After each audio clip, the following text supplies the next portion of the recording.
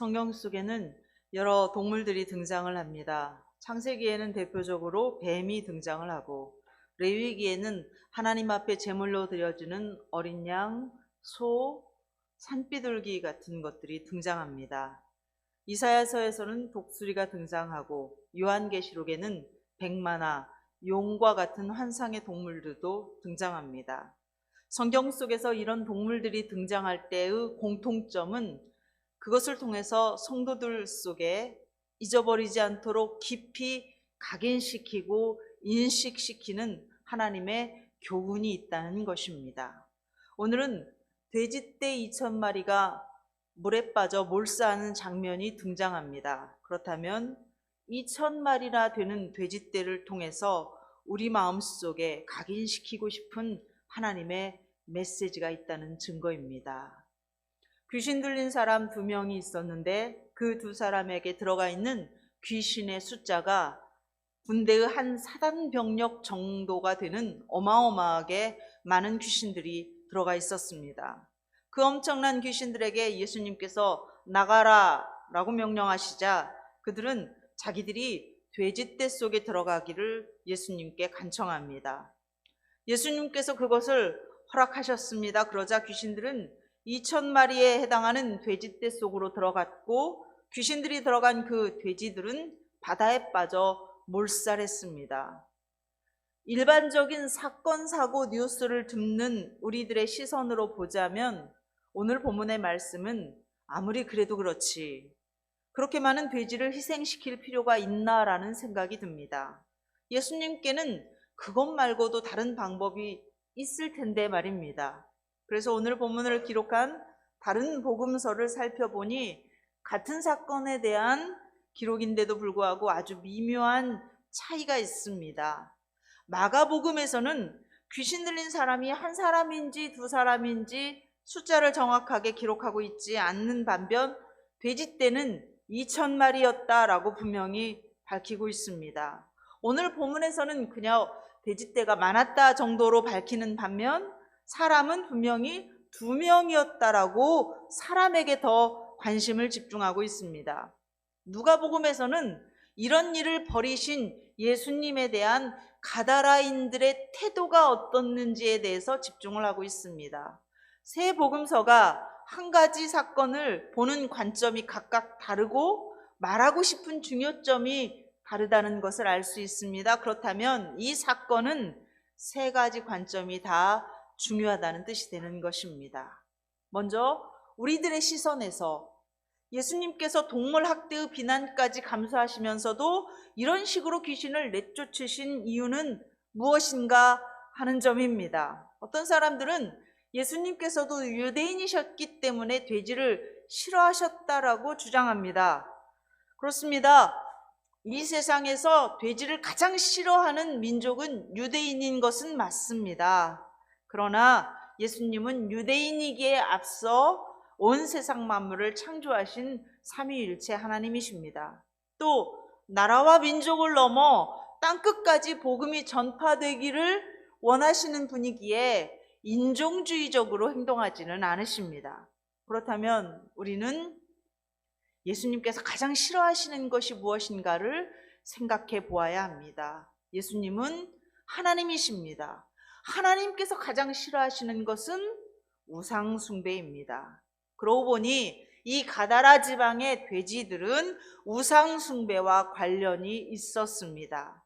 이 지역에서 2,000마리나 되는 돼지를 키우고 있었다면 이 돼지는 도대체 누구에게 팔리고 있는 것이겠습니까?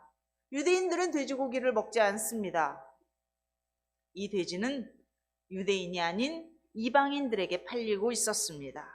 가다라 지방은 데가볼리 지역에 속하는 지방입니다. 데가볼리는 갈릴리 바다 동쪽과 남쪽에 위치한 10개의 도시로서 로마 제국이 정복해서 아예 로마 땅으로 편입을 시켜버린 지역입니다. 그래서 그곳은 로마의 질서와 로마의 통치를 받는 이방 지역이 되었습니다. 때문에 이곳에는 경쟁적으로 황제와 우상을 섬기는 신전이 지어지기 시작했습니다. 신전이 많다는 것은 그 신전에 바쳐질 제물이 많이 필요하다는 뜻이 됩니다. 유대인들은 돼지를 혐오했지만 헬라니즘 문화권에서 돼지는 그야말로 복돼지였습니다. 부와 쾌락과 신의 축복을 상징하는 존재가 돼지였습니다. 이방인들은 우상의 제사를 지낼 때에 돼지를 잡아서 제단에 바쳤습니다. 그래서 가다라 지방 사람들은 돼지를 그렇게 많이 치고 있었던 것입니다. 이것은 인간은 무엇을 향해 움직이는 존재인가를 단적으로 보여주는 사건입니다. 인간은 이익을 위해 움직이는 존재입니다. 끔찍하게 혐오하면서도 돈이 되니까, 부를 축적할 수 있으니까 그것을 직업으로 붙잡고 있는 것입니다. 그 돼지들이 하나님께서 가장 싫어하시는 우상의 제물로 쓰이고 있다는 것을 가다라 지방 사람들은 알고 있었습니다. 그러나 아랑곳하지 않았습니다. 오히려 변명거리를 찾았습니다. 하나님, 먹고 살아야 하지 않습니까? 그렇다고 제가 직접 우상을 숭배하는 것도 아니고 흙 퍼서 먹고 살 수 있는 것은 아니지 않습니까? 저는 다만 돼지를 쳐서 그것을 팔아서 밥 먹고 살고 있는 것뿐입니다. 이것은 죄가 되지 않지 않습니까? 여러분은 어떻게 생각하십니까? 우리 입장에서가 아니라 유대인의 입장에서 한번 생각을 해보시라는 것입니다. 우리나라 사람들이야 돼지고기를 워낙 좋아하기 때문에 돈가스 맛있고 돼지고기 김치찌개 맛있고 삼겹살 구우면 밥이 어디로 들어가는지 모르게 금방 뚝딱 해치울 만큼 우리나라 사람들에게는 돼지고기는 맛있는 고기이기 때문에 죄와 연결짓기가 어렵습니다. 그렇다면 좀 더 우리나라 현실에 비추어서 예를 들어 술을 제조하는 것이 직업이라면 어떻습니까? 주일에 나는 예배를 드리고 종업원들은 장사를 시키는 주인이라면 어떻겠습니까? 많은 해를 끼치는 줄을 알겠지만 게임 장사가 돈을 버는데 아주 유익하다는 것을 알고 있다면 어떻겠습니까? 하나님, 제가 교회 성도들에게 해를 끼치고 있지는 않지 않습니까? 제가 안 만들어도 누군가는 만들게 되어 있는데 제가 그것을 좀 잘 만들어서 돈을 버는 것이 뭐 그리 나쁘겠습니까? 라고 자기 합리화를 시키는 것입니다. 오늘 본문의 돼지를 키우는 일이 그렇습니다. 돼지가 비싸게 팔렸습니다. 우상 신에게 바치는 제물이다 보니까 값을 깎았다가는 부정이 탈까 봐서 부르는 게 값이었습니다. 그 직업으로 인해서 가다라 사람들은 잘 먹고 잘 살았습니다. 그러면서도 그들은 하나님께는 전심이라고 신앙 고백을 하고 있는 것입니다. 오늘은 내가 사는 일상이 진정 사람에게는 진심이고 하나님께는 전심인 성도로서의 삶을 살고 있는지 오늘 말씀을 통해서 되돌아볼 수 있기를 바랍니다. 28절, 29절 말씀을 같이 읽어보겠습니다. 28절, 29절 다시 읽겠습니다. 또 예수께서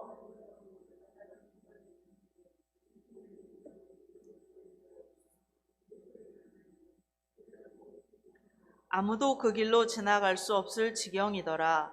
이에 그들이 소리질러 이르되 하나님의 아들이여 우리가 당신과 무슨 상관이 있나이까? 때가 이르기 전에 우리를 괴롭게 하려고 여기 오셨나이까? 하더니 아멘. 이 시대의 유대인들의 무덤은 집 구조와 비슷한 동굴로 되어 있거나 바위에 굴을 파고 만들어서 가난한 사람들이나 소외된 사람들이 그곳에서 살 수 있는 공간이 있었습니다. 무덤 사이에서 2명의 귀신 들린 사람들이 나와서 예수님을 향해서 외칩니다. 하나님의 아들이여. 귀신들은 예수님의 정체를 정확하게 알고 있습니다. 무당 중에도 배워서 흉내내는 무당이 있고 진짜 귀신에 씌운 무당이 있습니다. 진짜 무당들은 진짜 예수 믿는 사람이 있으면 딱 골라내면서 예수쟁이가 있어서 점괘가 안 나온다라고 밝힙니다. 그것이 사실입니다. 진짜 귀신들은 예수님의 정체를 알기 때문에 예수님을 믿는 사람들의 정체도 정확하게 알고 있는 것입니다. 우리의 정체는 무엇입니까? 우리는 하나님의 자녀들입니다.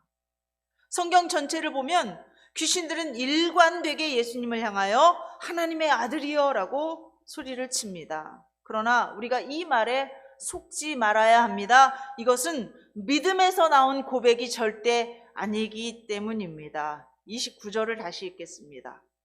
29절 다시 읽습니다. 이에 그들이 소리질러 이르되 하나님의 아들이여 우리가 당신과 무슨 상관이 있나이까?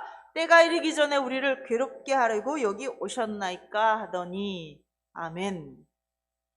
귀신들의 입을 통해서 원수 마귀의 교묘한 언어 플레이를, 말장난을 볼 수 있습니다.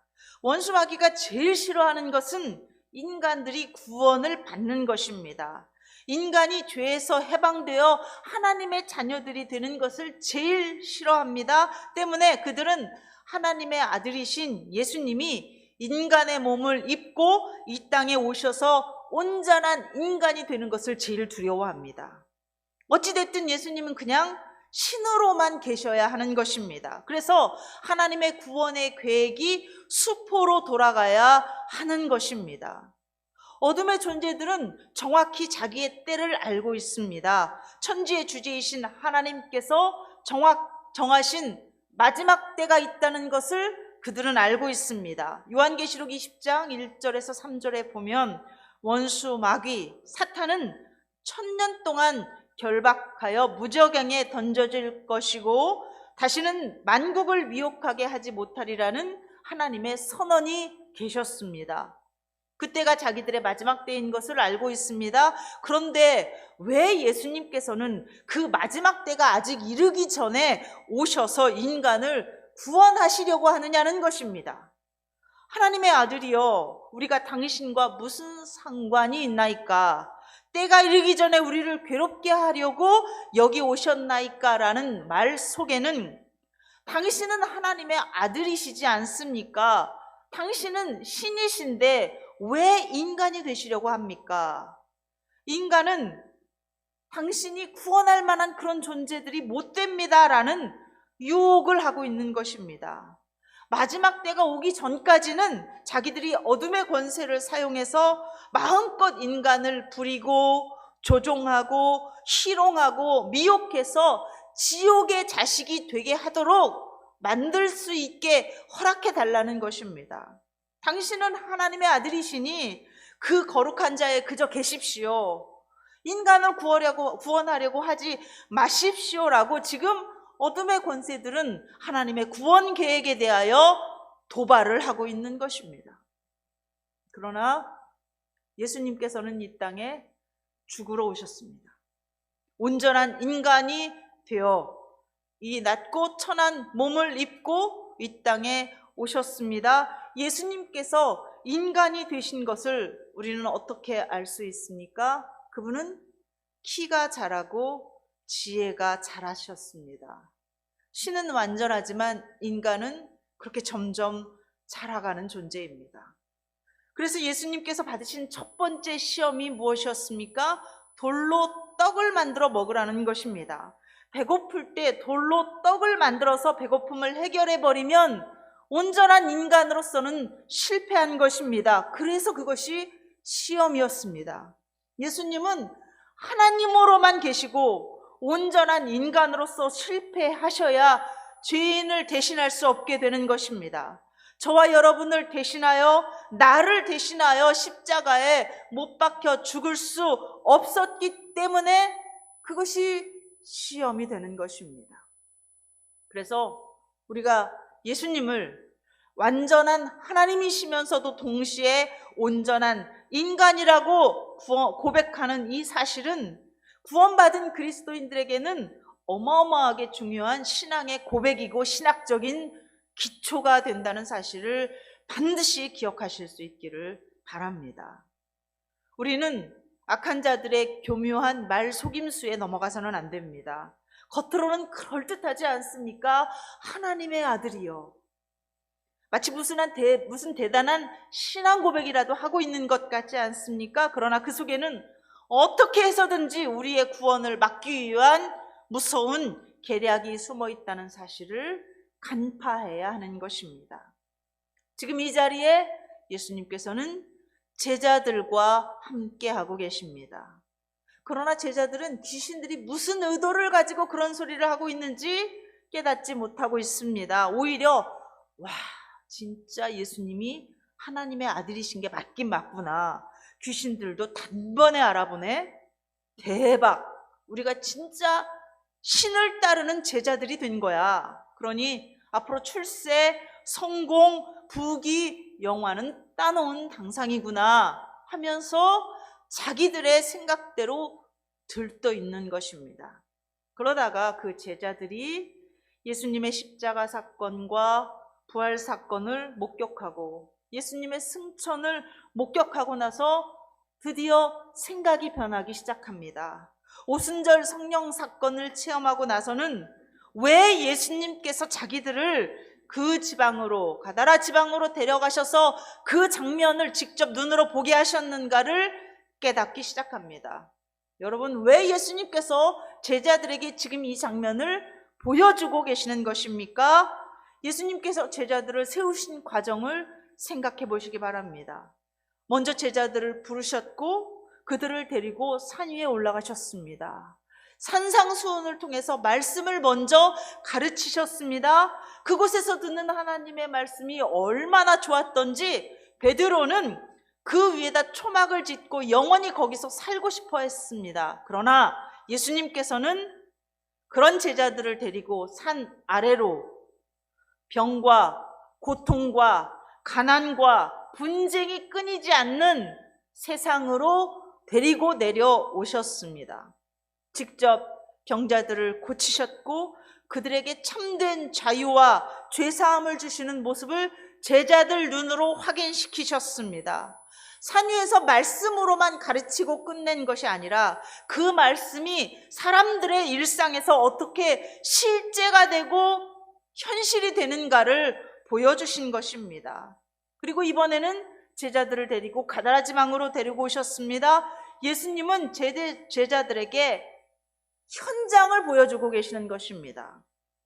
하나님의 말씀에 아멘 하였지만 그 말씀이 현장에서는 얼마나 큰 유혹과 모순 속에서 고통당하고 있는가를 보여주시려 하신 것입니다. 그렇다면 예수님은 왜 제자들에게 지금 이것을 보여주시는 것입니까? 고통스러우니 말씀을 버려라 라는 뜻으로 보여주시는 것입니까? 아니었습니다.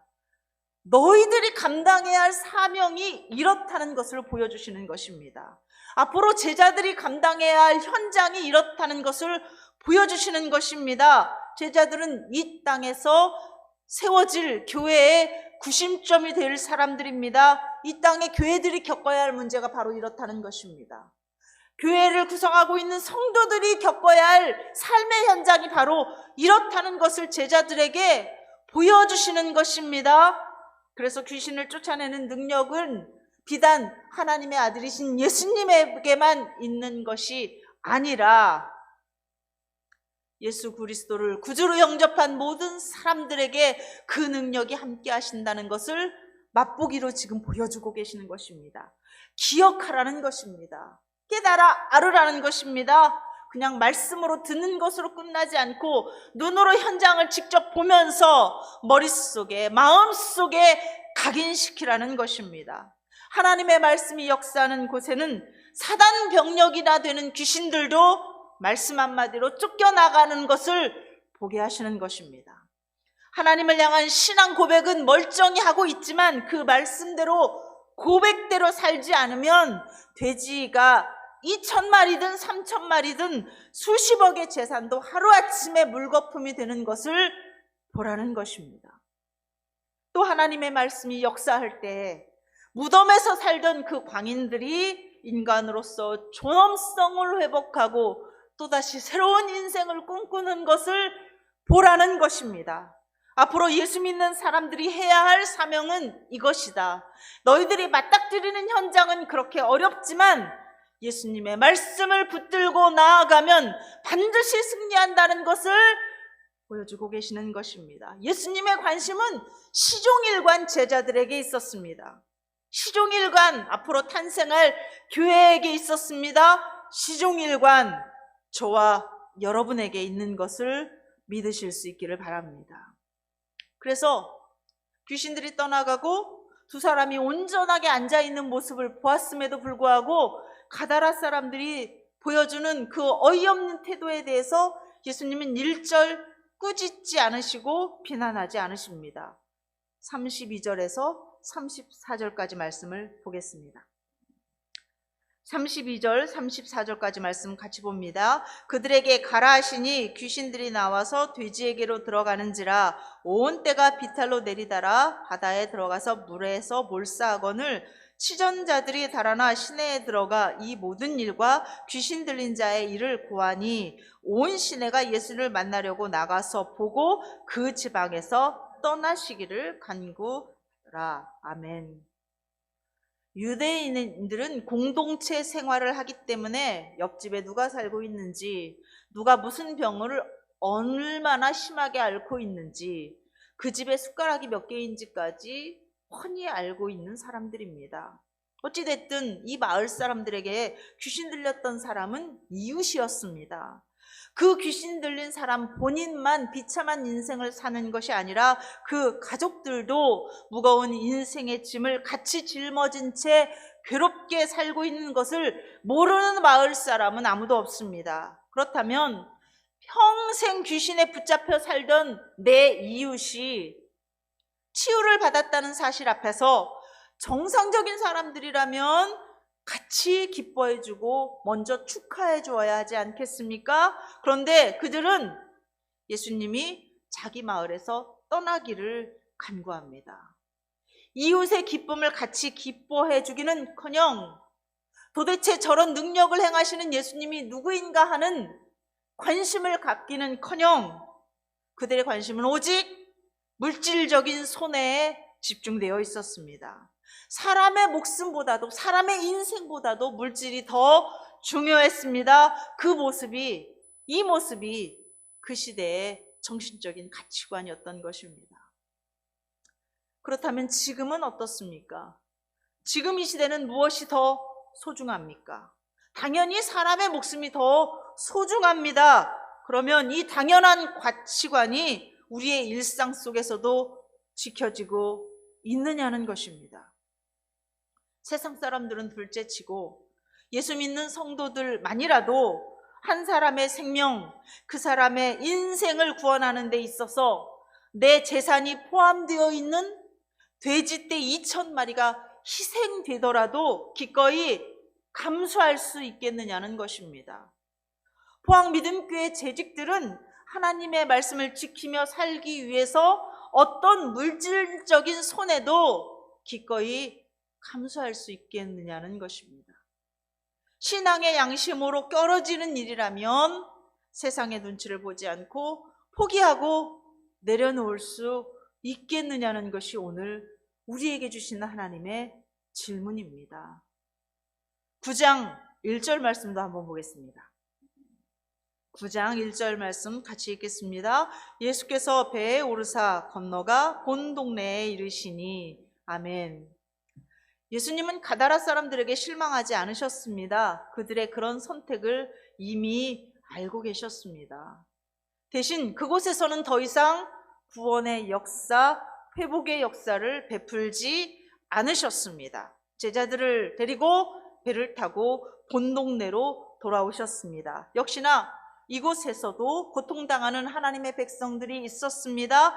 불쌍한 그 영혼들을 치유하는 것으로 마땅히 하셔야 할 일을 계속 하셨습니다. 사랑하는 여러분, 누구든 계속해서 그렇게 살 것입니다. 세상의 가치관과 세상의 기준을 따라서 계속 그렇게 살아갈 것입니다. 그러나 예수님께서는 제자들과 함께 구원의 역사를 멈추지 않으십니다. 우리가 세상의 가치관과 세상의 기준에 묶여서 예수님께 떠나가시기를 간구하면 예수님께서는 연희를 떠나서 포항 믿음교회를 떠나서 다른 곳에서 순종하는 제자들과 함께 구원의 역사를 이루실 것입니다. 유럽에서 역사했던 복음이 미국으로 건너갔고, 미국에서 역사했던 복음이 지금 우리나라에서 불같이 역사하고 있지 않습니까? 이 복음의 역사가 우리나라를 떠나서 중국으로, 동남아시아로 넘어가느냐? 그렇지 않고 이 나라가 복음의 역사와 선교의 본고장으로서 전 세계 곳곳을 향하여 영혼 구원의 사역을 감당하느냐 하는 것은 우리들의 삶에 달려있는 것입니다. 부디 사람에게는 진심, 하나님께는 전심인 교회가 될 수 있기를 주의 이름으로 축원합니다. 기도하겠습니다. 우리에게 인생을 살게 하시는 하나님, 믿음과 현실이 하나로 연결되어 있음을 알게 해주셔서 감사합니다. 평소에 일상적으로 사용하는 말 한마디에도 사랑과 친절을 담게 하여 주시옵소서. 천년만년 사는 것도 아닌데 채워지지 않는 욕심으로 살지 않게 하여 주시옵소서.